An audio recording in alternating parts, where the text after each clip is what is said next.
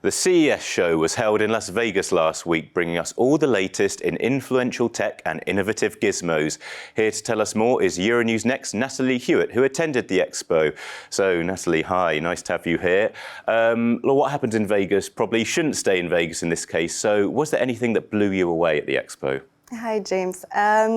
Anything that blew me away? Okay, well, the metaverse is always a big buzzword at these events, and a lot of journalists are skeptical, like, is it really gonna be this real new next generation internet with a world of 3D immersive environments? So obviously there's a lot of headsets on display, and yeah, I'm always a bit wary of them because they still look very clunky, they're very pricey, and yeah, honestly, we look silly in them, don't we? So I approach this with a healthy dose of skepticism, but there is one technology which I really think could upgrade the VR experience, and that is the sense of smell. Okay, Ooh. Basically, yeah, I tried on a headset that is kind of upgraded by OVR technology, and they add these cartridges that emit elaborate scents while you're immersed in your VR experience. So that's how I found myself basically walking around a rose garden with a headset on and the trigger to pick things up. And I was basically picking roses and smelling them. And it really smelled like roses, and I could flip them around and smell the dirt on the stem. Oh my God. And it was really cool, and I could do that. There was another experience which was roasting marshmallows. So basically I'm at a campsite and I could grab marshmallows with a stick, put them in the fire, and roast them to my liking. So more or less smoky, and the smell would change accordingly. So honestly, that was really You couldn't eat them afterwards, I couldn't eat them. That's the shame. And it made me hungry. That's the next step, after maybe smell, that is taste. The next step. But yeah, you know what? It really does upgrade the experience because smell just makes it so much more real. You know what I mean? It just triggers emotions. And the one thing I found myself doing was taking deep breaths to really get those smells and experience it fully. So I could see the applications of that for health and wellness, or for in care settings for patients who, I don't know, are going through difficult treatments or in palliative care, because it really does help you relax. And yeah, it was just very, very interesting experience. Well, exactly. It sounds like something that has lots of different uses, something that you might want to have at home, basically. Is there anything you kind of wanted to bring home yourself when you were there? Ooh, yeah, some of the stuff was there was one practical thing that I think could save lives at home. It's a LifeEase defibrillator. It's a defibrillator made for the home, so it's really user-friendly, with vocal commands to guide you if you think someone's having a heart attack.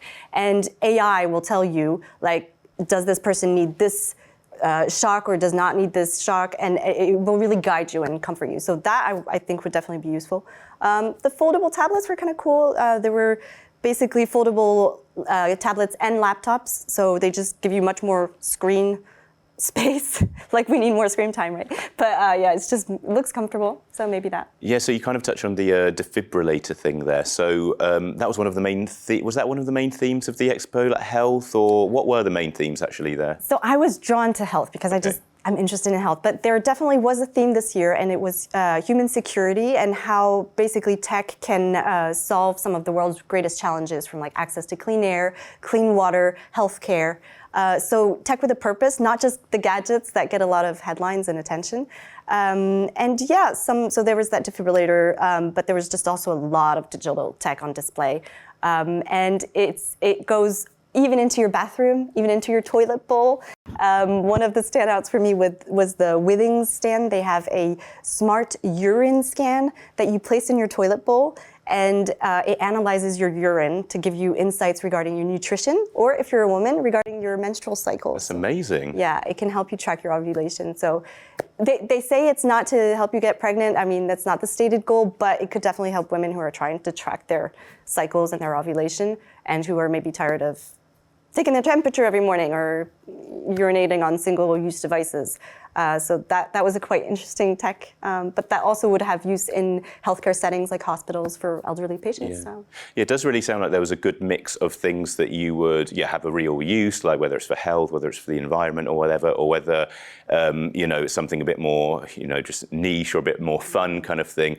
One of the other themes that I think was present at the expo, and I think we have touched on briefly already, was this was sustainability, the environment. And I think you mentioned before when we were talking beforehand understand that there was a solar tree or something. Can you tell me more about that? Yeah, you see those in places like Singapore, but there was a really cool solar tree by Panasonic on display. So it has all these solar cells floating above a tree, and basically the cells get energy from sunlight, and it goes downstream to the base of the tree where people can charge their phones. It's just for a really pretty urban. It just makes for really pretty urban furniture that also has a use. Like it can also help you power your devices, and people tend to naturally like converge towards these.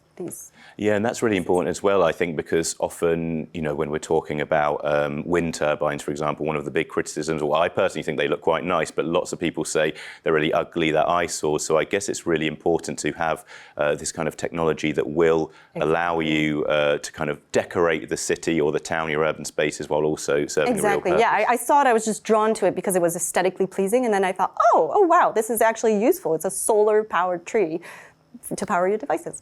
Hopefully we can have some outside Euronews one day, but we'll see. The colour surely matches. Yeah. Oh, there we go. There we go. One thing I have to ask you about, because we always seem to be talking about this, AI. It's always the issue, AI is up and coming. AI is up and coming. We've seen recent chatbots, recent AI art, ChatGPT, DALL-E. Exactly. There we go. So what can you tell us about AI? AI is absolutely everywhere. It's definitely the trend to watch this year.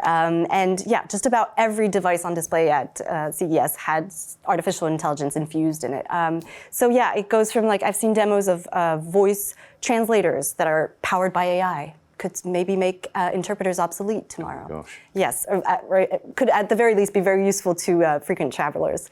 I've seen AI used to decipher babies' cries. Wow. Yes, worried parents, hear me out. It's like there was a Simpsons episode about that once, I'm sure. There's something along those lines. They saw it coming.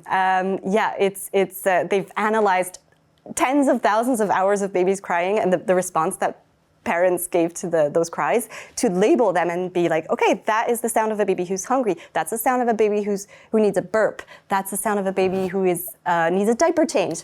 There's also AI. There was a lot of tech for parents, actually. There were baby monitors, smart AI-powered baby monitors that can even tell you when your baby needs a diaper change. Oh my gosh. Yes. They're literally revolutionizing childcare. And I think, baby translators is just fascinating. Were there animal translators as well, by any chance? Okay, there is actually. Of course there is. There was a Fluent pet mat. So it's basically a mat with buttons that you can train your dog to push. You've definitely seen it on TikTok, right? Yeah. Exactly. It's a trend. But there they have this super connected one that can send you alerts. So your dog presses the button, says he needs to go out. You get an alert on your phone, and you stop working from home and you go take your dog out. You can actually converse with your dog. This is amazing. Dreams have come true. Oh my gosh. Yeah, there's a lot of stuff. Well, it seems AI has become so good. How can I be sure that I'm not speaking to AI right now? Are you AI? Okay, let me say probably how tired I am from covering CES. That was actually a joke that to cover CES, you would need an artificial intelligence to just say what's going on everywhere, because it's such a gigantic show. There were over 3,000 companies displaying their tech, more than 100,000 attendees, so you can't possibly see everything.